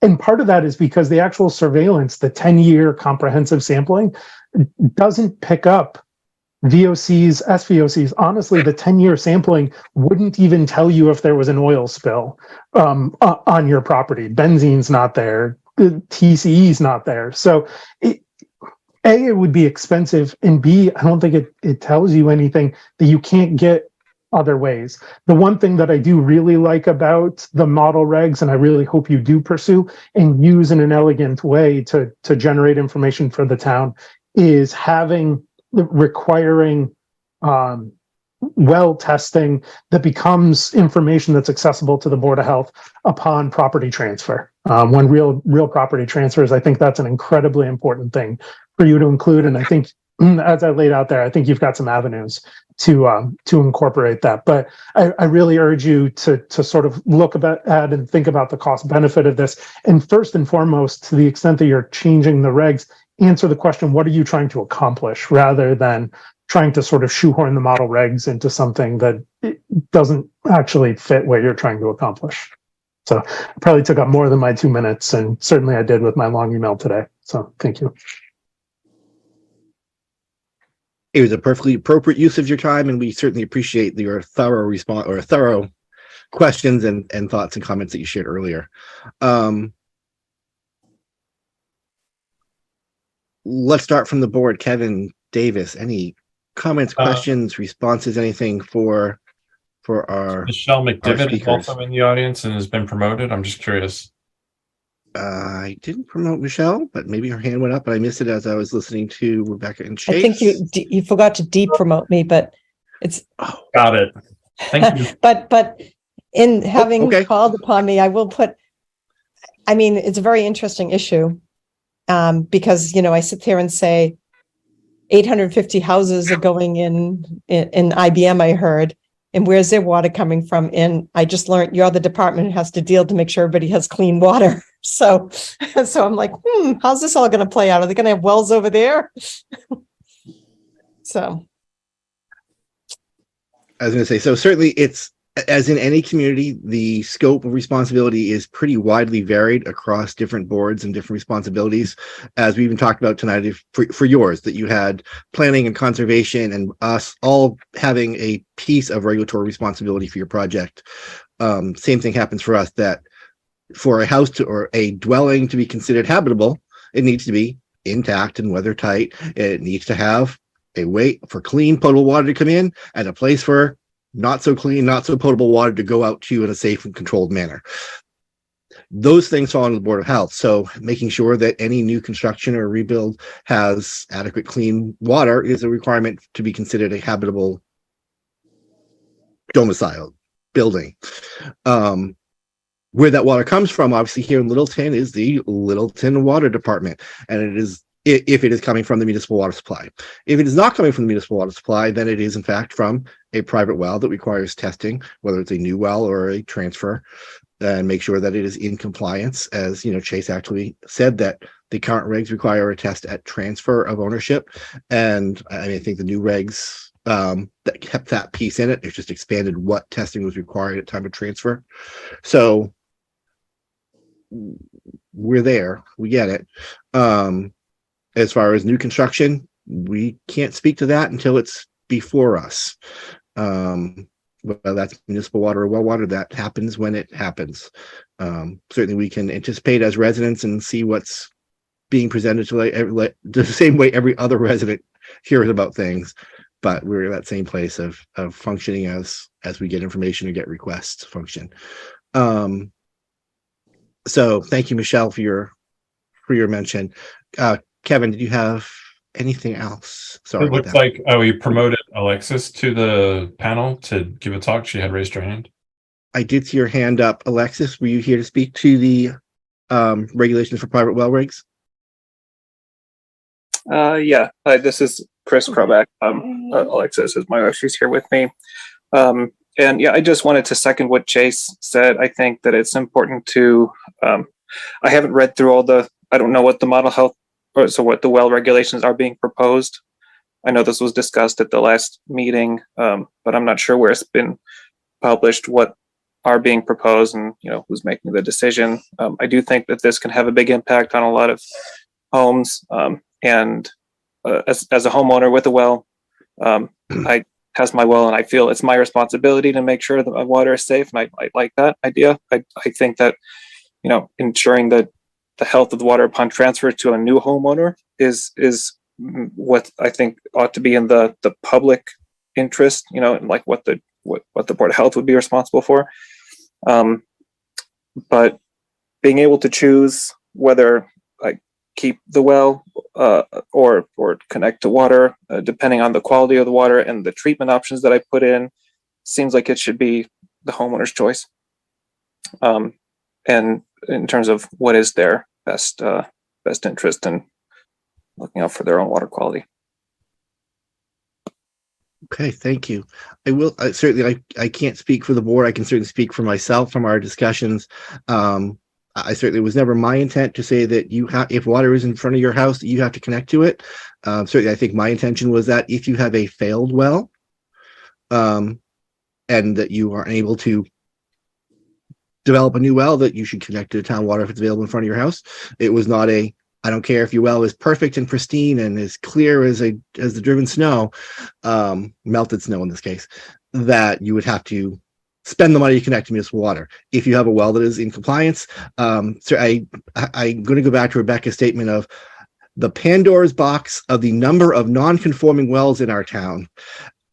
When asked what is the rationale for even looking at the model regs from DEP, I think really, I'm hoping that is an overstatement, but a private well owner is saying that with the number of non-conforming, non-compliant with potable water drinking standard wells in our town would be overwhelming to the Board of Health, the Neshoba Associated Boards of Health agents, that is concerning for me.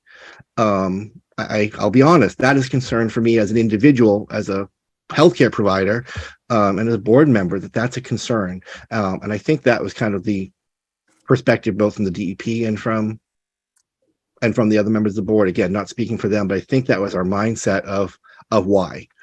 Is annual inspection, again, that was part of our discussion. Maybe that's overkill. And it is. It's about $1,000 for a comprehensive water test, including PFAS and volatiles and all of it. It's about $1,000. That is not a minuscule amount, and I'm not minimizing that. But that's why we have discussions. Okay, is there something that I think Chase shared numbers, and I'm going to trust his numbers to the moment that the average house here in Littleton turns over about 8 years. That means some houses are every 2 or 3 years. My neighborhood, we have a house for sale almost every year, but there are plenty of other neighborhoods in town where you've got 30 or 40 years perhaps, and that water hasn't been tested. Potentially, even 40 years ago, it wasn't tested at the transfer of ownership at that point, and we simply don't know.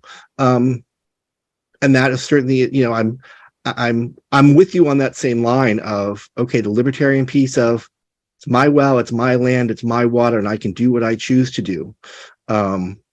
As a public health official and a clinician, a healthcare provider, I'm concerned with that. I'll be honest, I am slightly biased, and I apologize for saying it. I grew up in a community with significant water contamination issues, and I had classmates in elementary school die from water contamination. That was municipal water. I'm acknowledging that was municipal water and not private wells, but that could just as easily been the private wells that was right next door to the municipal well. So I do look at it as, while not what you do with your well and your property is what you do with your well and your property, I am still concerned because simply that some folks simply don't know what's in their water. It looks clean, it tastes okay, life is fine. And that's a concern. And I'm not sure how to balance those needs between public health, the kids playing the sprinkler from the neighborhood, you make lemonade for the PTA, whatever it happens to be. If there is a significant issue with one exposure, unlikely. But at what point does it become more concerning for a family or a neighborhood who may not test water for some length of time?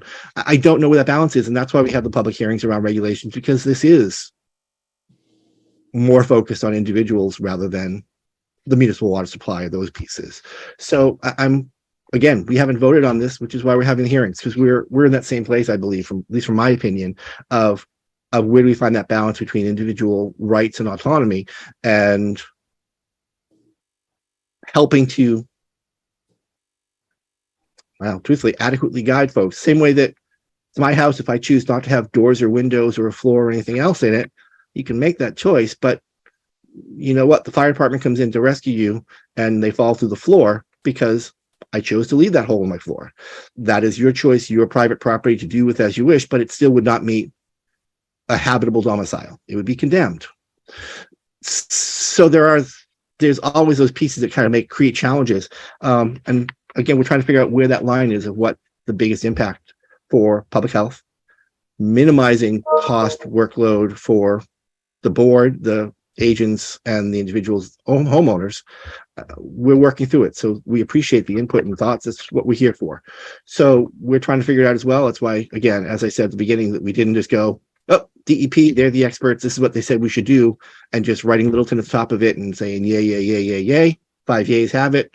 And now these are the rules. That's why it's been on the agenda for weeks. For multiple meetings. So, and still is.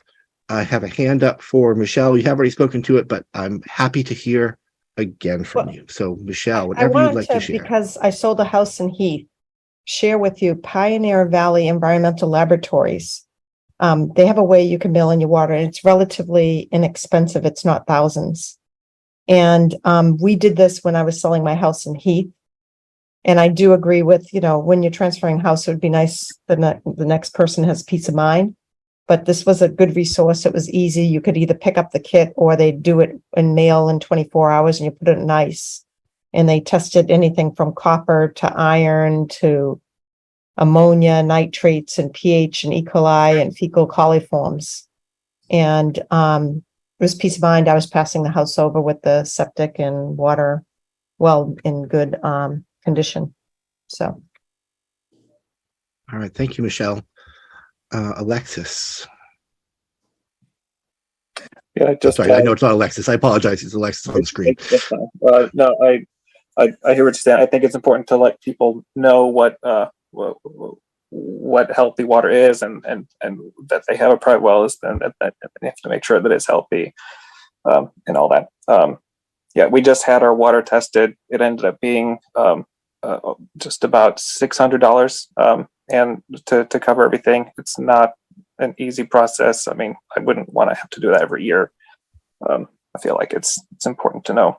But yeah. Okay. Thank you. Chase, your hand. Yeah, thank you, Dan.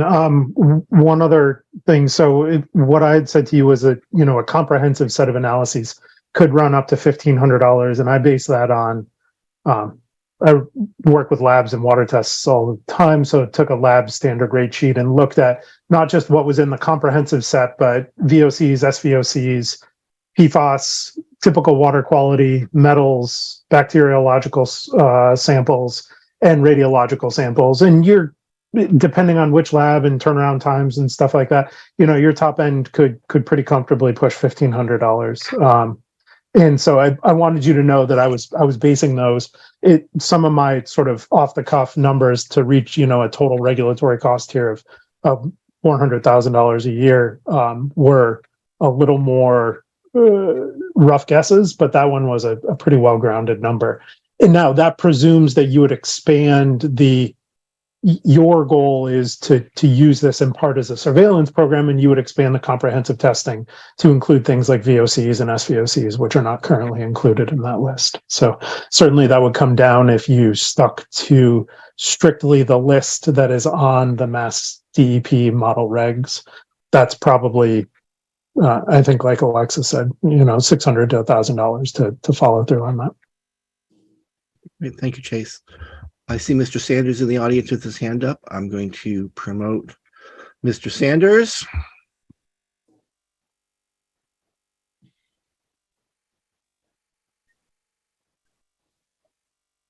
Try again.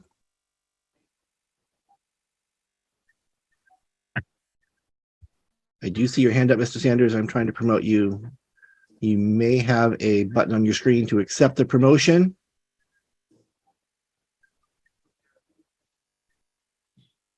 All right, I'm going to see if I can allow you to talk from, oh, there we are. All right, Mr. Sanders, welcome. You are on mute, sir.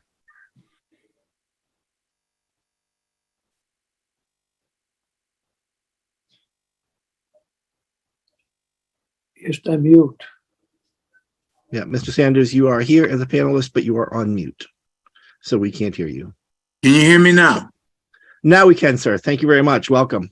Okay, thank you very much. It's always interesting to know that we have citizens that are really concerned about everybody else in this town.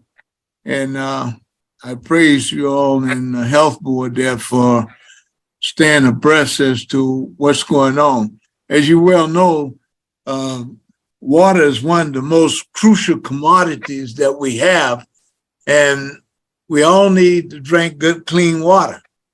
And those that have wells, some of them are not able to hook up onto town water, but if it's their choice that they want to keep the well and keep it up and so forth and so on, but that's fine too. But I think the thing that the town has to take in consideration is that when DEP comes out, or EPA comes out and says, okay, we need to do A, B, and C, I think that the town needs to find means to comply with the directive, because they're telling you these directives because there is a need there. And the need is to protect the people. And however you go about it, testing it once a year or whatever, and I agree that when property is passed, people should know what they're buying. So if they have a private well there, that well most certainly should be in a compliance with drinkable, potable water. And it's like anything else. It's a tough call, but yet instead, I like the fact that we have people on the health board that are concerned about the people in this community as a whole. Thank you. Thank you, Mr. Sanders. All right. Obviously, we are not going to, well, I do not think it's the pleasure of the board, but we can ask the board members if there's a pleasure to vote on these tonight. I personally, as chair, don't think we're there yet. Looking at heads nodding, I'd say that the other board members agree. I want to thank Rebecca, Chase, not Alexis, and Mr. Sanders for reaching out to us and talking to us, because again, we're in this together. We're all trying to meet all the needs, all the expectations, and it's not just the 5 opinions here that count. We are trying to take in everybody's pieces and learn more every single day. So I appreciate you coming forward. I would ask that you please keep engaged, because this is important for all of us, and we need your experiences as well to help us make good informed decisions for everyone. So yeah, please stay engaged. We will when we get to administrative pieces, we have a couple things about how do we work better with outreach in those pieces that we're going to work on, or at least start the conversation with across all Board of Health issues, not just the wells, but certainly has come up with the well discussion of how do we notify, because it's a challenge for every issue in town of how do we best communicate with the residents. We don't want folks being surprised. You might be unhappy with the decision, but we don't want you to be surprised by a decision, if that makes sense. So again, we definitely recognize that is a need amongst ourselves as a board, but I think probably universally across town that communication can sometimes be a challenge from all of our boards and administration. So we will talk about that when we get to administrative matters. At this point, would entertain a motion to continue the public hearing on the model well regulations at this time, and we'll continue our discussion, in fact, in data gathering and move forward. So moved. Second. Can I say something second. before I give you a second? Oh, I apologize. Of course, Gino, go ahead. Okay, the question is some people are very lucky to have wells. But the question is, I'm concerned as a board of health that we have to be responsible for what the water that comes from the well is good to drink. And that's why they advise that always every 3 months to have the DEP and check that particular water if it is it contaminated or is still good.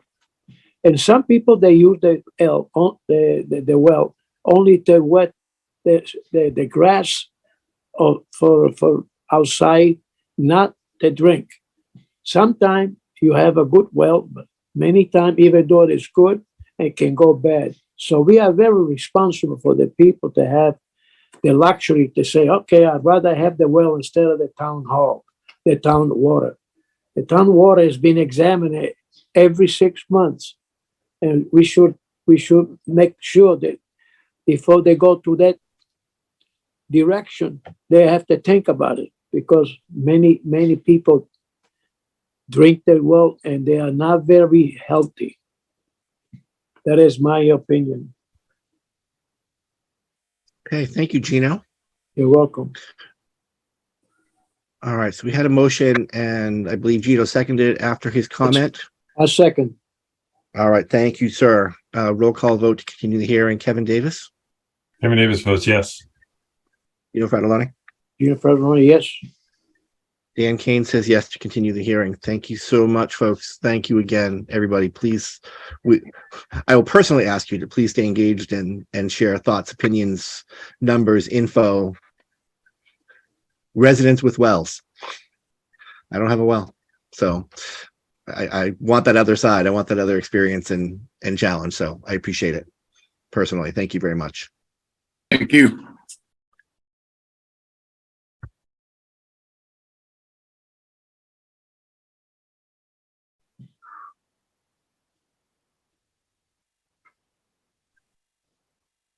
All right, sorry. If that was you in the background, Brenda, thank you for assisting with our speakers. It is now 8:40. I apologize.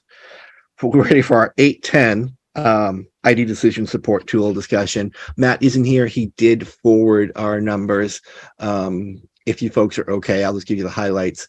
We did have a bump in our COVID numbers between May 11 and May 18. We were at 0 for the previous 2 weeks. We were at 5 cases from the 11th to the 18th, which is, again, on our curve, a huge bump, but it's 5 cases. So it looks bigger on the curve than it is in practice, but it does represent we have 5 cases. I do not know the distribution, whether that's one house or whether that's scattered. So certainly continuing monitoring to see if that goes anyplace else. Our up-to-date vaccination continues to be less than 60%. Our influenza rate is considered low as of the 17th. Wastewater contaminant levels at the Boston wastewater treatment plant continue to be at the yellow zone, that 200 to 1,000 range. So we have a little bit of a bump. We'll have to continue to monitor and see if that's just a one house anomaly or if it's something bigger than that. Does anybody have any questions, or if you need me to, I can share the screen, but okay. All good. Thank you all. All right, we are at administrative matters. We'll start with the agenda item of approving the minutes of 5/10/23. Have the members of the board have an opportunity to review those minutes? So what I was doing, Mr. Chairman, was trying to get the meeting minutes up before the thing came, and what happened was I hit the voicemail message that was forwarded to us. So I apologize for that. That was my fault. So she is not on. Okay. Nope, that is all right. So we do have a quorum of members who were present at that meeting. Did anyone have any comments? Does anyone have a chance to read it? Does anybody have any comments, corrections, edits to the minutes as presented? I read through them. Nothing jumped out at me that was incorrect. Yeah, no, I agree. Gina, did you see anything? No, Okay, I'll entertain a motion to accept the meeting minutes of May 10th, 2023. So moved. so move. Second, All right, roll call vote. Kevin Davis, Kevin Davis, yes. Gino Fredolini, yes. and Dan Kane votes yes. The minutes from 5/10/23 have been approved. So All right. and maybe as another administrative item there, we could go ask Mr. Gareffi about the update for that house. Yeah, that'd be a good idea. Perfect segue. So just to let you know, I'm working back and forth with the owner there. It is my understanding that the tenant who was in the house, which was down by the water, and the person who lived in the house up by the street no longer are there. The property owner, or I should say the representative, is working on cleaning up the property. So currently there's not an issue. I did get an email back in the end of April that she's working with an electrician to separate the wiring. And that was the issue that the housing code states that if you are sharing a utility, it has to, either all of the power needs to be paid by the owner or the meters need to be separate. So you're paying for the common. And so she's working with an electrician to get that done. So currently there's no public health issue because there's nobody living in the property. And she is working with an electrician to get those sorted out. Good. Awesome. That was the Cricket Lane one with the open manhole and the sump. Was it that one? Green Needles. Green Needles. Sorry, Yes. yes, Green Yeah, Needles Green at the Needles. end with Yep. the drop-in sump pump into the septic tank to. Okay, That would be sorry. the one. Yep. I apologize to the folks in Cricket Lane. It was a different dead end Yeah. by water. I apologize, but Yeah. Yes. all right. So great. So yeah. So if I'm assuming that now the manhole over the septic tank is in fact closed, so no one will fall in and all that good Yes. stuff. And they'll get the pumps changed out and the electrical part of it separated. So All right. Awesome. Thank you, Jim. Thank you, Jim. no As I problem. said, Jim. that was a challenging situation, so I'm glad it's moving forward. That's wonderful. Yes. All right. Anything administrative or updates? We'll kind of combine these pieces if that's okay. Kevin, anything administrative or Nothing administrative conversation? comments or general things like that. I was really appreciative of people that reached out to me about the well regulations. I have talked also to a bunch of people, and that was all good. So I'm getting good comments and good feedback, and I want to encourage people to come and voice their opinions because, and I think we still need to have some discussion where we want these regulations to land. So I appreciate that. I know that's on a different topic, and I know we shouldn't. Damn it. All good. Yeah, the other thing is, I think we should, as a board, maybe share our summer schedules, or at least try to schedule some meetings out over the summertime, so that way we can figure out when to meet based on people's vacation times and things like that. So I am personally going to, as soon as I get, like this week, next week, send something to Brenda, ? Is that a good idea, Dan? Or how do we want to go about doing that so we can schedule our summer meetings? Because those are coming up quickly. Yeah. Nope. Thank you very much. That was actually item. You can't see on my screen, but yes, the last item on my summer vacation schedule for everyone, because I actually looking at it, I have 2 conflicts, unfortunately, over the summer as well with our meetings. So let's pronounce, since it's only the 3 of us, so we'll also need Matt and Kevin Baker. It's not really a discussion point. I don't think it's an actionable item. I think we can safely and reasonably have a request go out. I'll send out a request to the 5 board members. I'll CC Brenda, simply asking for scheduling conflicts with our existing schedule, and look, if we have meetings where we cannot meet quorum, obviously we'll need to be rescheduled. If we have one that perhaps is only 3 members available, we may consider rescheduling just in case there's an issue with somebody and we, lose quorum for a meeting. But I think if the board is okay who are here, as long as we have 4 members available, we'll continue the schedule as presented. 3 is quorum, but I would hate to schedule a meeting knowing we only have 3 members who are available and then Yeah. have something come up last minute and not be able to hold a meeting. So Right. hopefully with 4, if something comes up, we would still, as we did tonight, still be able to have a quorum and be able to function and act as a board. So I will send it out. I don't think that's a meeting law issue, simply asking for schedules and conflicts. I think that's probably pretty reasonable to do, and that's something we can coordinate offline.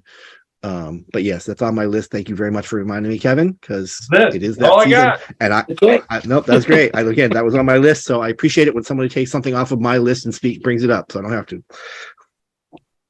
All right, Gino, anything administrative or correspondence or comments that you'd like to share? I think we did a very good meeting today. Thank you for helping.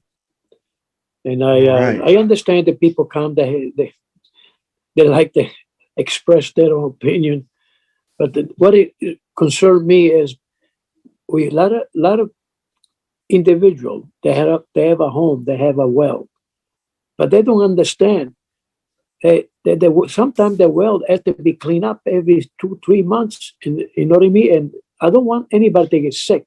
They can use the well for the lawn, for the flowers, stuff like that. That'd be fine. But if you're going to drink that water, I want to make sure they drink clean water. And the department that we have on the water department, they make sure that that water is always being checked, and it's good for the health of the people. We don't want somebody say, "Well, we're going to sue the Board of Health because they didn't give us a right right answer." Well, we gave them the right answer. If you really wanted to have it, in one condition, they should say, "I agree what they say." If they don't clean the water or test it, that's their fault. They might say, I'm going to have my lawyer to make sure that I can use it. You'll be okay. As long as you say to yourself, I follow through the Board of Health expression. And then if you fail, that's your fault. Don't blame the town because we agree. Oh, I have a well, I want to use it. My water is free. Oh yeah? How clean is it? This is my opinion. Thank you, Gino. From the chair, so I did see the message that I believe, Kevin, did you share it regarding the intern for the Board of Health, or was that Kevin Baker? Looking back to my notes, sorry. That was Kevin Baker, I apologize. It's hard with 2 Kevins out of 5 people. Dude, So- I had a meeting today where there was 8 people in the room and 4 of them were Kevins. It was a fun meeting. So, no, I think that email went out from Kevin Baker about the intern, and we'll figure something out from there. So, Yeah, no, I will work with Kevin and Brenda and see I know Kevin Baker mentioned it at our last meeting, and we were certainly trying to figure out how best to both utilize her, but also provide her a meaningful educational experience. And I'm hoping Kevin and Brenda have some ideas of what her expectations are and what expectations we might be able to provide or to give to her to kind of make it meaningful for both sides. So we'll follow up with Kevin and Brenda to see how best to move forward for the intern things. I have a bunch of stuff on my list, but we'll just hit one real quick. As we're looking at, and it came really from discussion with some of our folks with questions about the well regulations, about community outreach. It kind of came up a little bit back in the COVID era. That isn't quite over yet, but the emergency is done. But it came out of how the board can best communicate with the community. Brenda is awesome, but she's the administrative support for an entire department, and we're one little sliver of her responsibilities.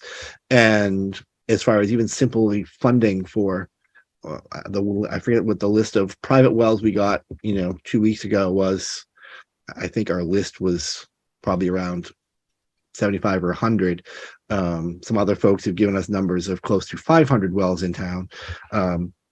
One, that seems a lot. We have about just under 4,000 housing units in town. So 500 seems like a lot of wells, but that piece of who can say? Because I'm not sure we necessarily have a comprehensive list of such things. But pick a number, whether it's 50 or 500. If we decided we wanted to go, you know what, this affects the community in general, but it really directly affects these well owners, whatever that number is. And we want to make sure that they're aware that this discussion is going on. We had, a number of members tonight who had only heard it secondhand from a Facebook post when it's been on our agenda for weeks. It's not, not their fault, but it's one of those pieces that the same way that we expect waiver or variances to notify the abutters because if the requirement is there for the abutter notifications because it potentially directly affects them. This is one of those times where, perhaps a direct mailing saying, this is going on. We're holding public hearings. Yes, we've adequately posted it per, Secretary of State's office open meeting regulations, but that isn't necessarily always meet the needs of our residents and neighbors as far as being aware of what's going on in the community. It's a problem in every community that, folks don't pay attention necessarily to what's going on until it affects them or until someone tells them about it. We're all busy. It happens to me too. And I'm actively involved and stuff still gets by me and all of a sudden I missed that meeting. I didn't see that coming up and suddenly it's there. So I'm not sure what the process is. We obviously have just had our town meeting, so budgets have been set, but certainly looking long-term of how do we develop and we can work with Brenda, we can work with select board and town administrator about whether we can consistently and easily either tag onto another communication tool, whether that's mailings or email blasts or those pieces, or develop a board of health / health department really operational budget. There's now a budget for his salary, but simply the cost of mailing 50 letters. Okay, so it's 50 envelopes, it's 50 stamps, it's $100. But at the moment, I don't believe we have a budget that would cover that mailing. And how can we make those kind of things happen? So moving forward, again, we have some time before budget process starts back up again, but we don't want to be down to the wire, I don't think. And maybe that's something that we should look at a board of what could be some reasonable expectations. Again, I don't see this being a large sum, but having the ability to, the Board of Health says, we need to make signs. An order has been placed and we need to be able to print, make signs, mail it out. The mass piece. We didn't have a process other than hand delivery by our agent, which is not the best use of our agent's time, other than it's a great opportunity for education. It's pretty labor intensive for where a mailing or an email blast might be adequate.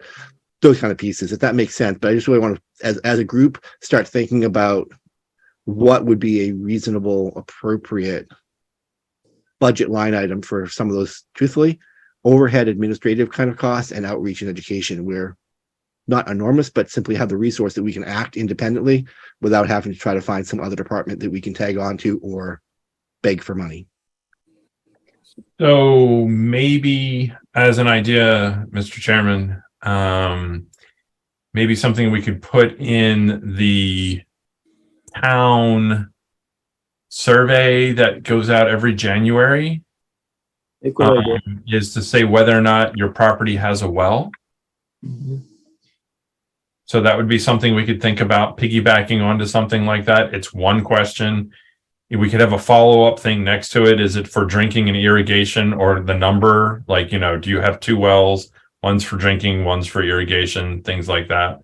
The other thing to think about doing, since we're worried about impact with this, I don't know what the reverse 911 system can do, because if we can filter to the number of people that we currently know have wells, can we filter it and say, make a reverse 911 to call and say, hey, there's going to be a meeting, and maybe we upgrade and use one of the other meeting spaces that can hold larger quantity of people and have an in-person meeting and say, hey, show up to this meeting on September 95th of whatever, that something like that, Mr. Chairman, that we might be able to do. Those are just a couple of my ideas that came really fast.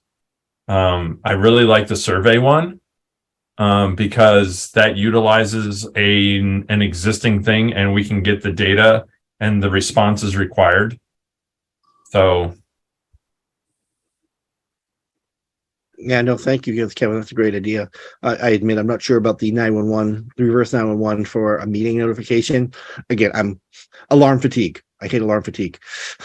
well, but we've had like the reverse. I don't know if it's a school 911 or a reverse 911 about, make sure you sign up irrigate for or buses. Mr. Chairman, one Yeah, the minute, buses. okay, I'll be back in a second. Of course, sir. We certainly have the bus notification. We certainly have the, treatment of the school fields notification. So again, we have lots of those, and those are valuable and important. Again, and I'm not going to speak to whether those are the, they're there and they work. So again, that piece of how do we do that, and when do we need to, how do we do that? Because I'm guessing Jim does not have the time, bandwidth, or extra cash laying around to do a mailing to any number of Littleton residents beyond the focused to, you have an enforcement order. We haven't heard from you. Please follow up with us. Certified letter. Like, those are obviously part of the regulatory piece, but simply that education, communication, outreach piece where it's broader, takes more time, more effort to engage. Sending out 50 letters, even with a mail merge, it's a lot of folding and stamping, and it takes time and effort. And that I don't think we necessarily need to ask Jim to do. I hate asking Brenda to do something like that, but we could have interns, and we have, senior work folks who could do those kind of things, as long as we have the resources and the budget to have 50 stamps, or have authorization from town hall to put it through the meter in town hall. And that's those kind of pieces, but just make sure that we have that resource. It's just something to think about as we're moving forward, if that's something that we need to. Certainly once we have a in-house agent, we're going to have miscellaneous expenses that go along with that role, which is going to, it is what it is. So we're going to have to look at that as well as part of the next budget round, probably. But fortunately, all Mr. right, we're going to wait. We need to suspend for a few moments until we get Gino back, because we were below quorum. That is true. Although I don't think we're taking an action. Understood. But, But you're absolutely right. You are absolutely right. But we can't even make a absolutely motion right. to adjourn because. No, we can't. And Gino's not here, and he always makes the motion. So, it's Yes, tradition. yes. I'm looking to see if I have anything else on my list of stuff but no, not, I have other things, but they can wait for our next round. Yeah, I don't have anything else either. It was really quite refreshing to have people show up to the meeting, and also have some feedback from that stuff. So I was very pleased to. No, absolutely. It's hard looking at some of these ones that are more broad without having input from others. That we are looking at it, and I think we're all providing due diligence and best intent, and doing the research to try to understand it and what the impacts are. But again, there's only 5 of us plus Jim trying to figure out how it impacts hundreds, thousands, or entire community for different regulations. That it's great having more than our voices here. So it was nice to see our audience having not a 0 in it. Yeah. Okay. All right. Welcome back, Gino. Thank you. I think if no one has anything else, I think we can thank Jim, and we can entertain a motion to adjourn. I make a motion to adjourn. Thank you so much for coming today. Second. All right. We have a motion. We have a second. Roll call vote. Kevin Davis. Kevin Davis, yes. Fredolone. Ferroni, yes. Have And the a chair good week. votes yes. Our May 24th, 2023 Board of Health meeting is now considered adjourned. Jim, as always, thank you for being here. Thanks for sticking out to us till 9 o'clock. Nope. Thanks for